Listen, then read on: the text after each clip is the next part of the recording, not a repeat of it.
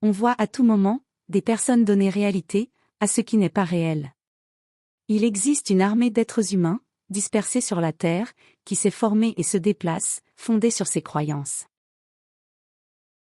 C'est à ces enfants que s'adresse l'application continue de l'enseignement rhétorique, jusqu'à ce que soit retrouvée la capacité responsable d'acquérir l'enseignement pratique, car c'est l'action guidée par la connaissance, le respect et la sagesse qui ouvre la coque et libère. L'être libéré place les 2 livres trouvés dans la nature, parmi les autres, dans la bibliothèque humaine.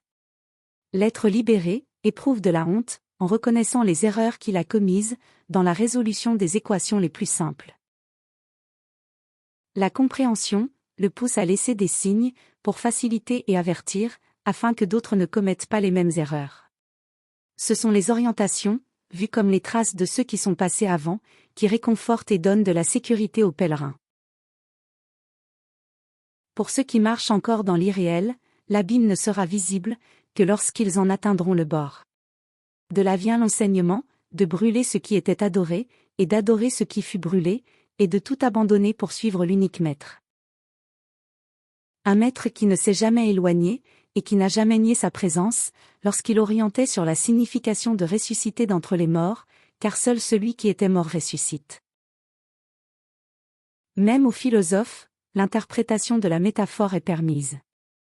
Mais l'interpréter n'apporte pas la connaissance.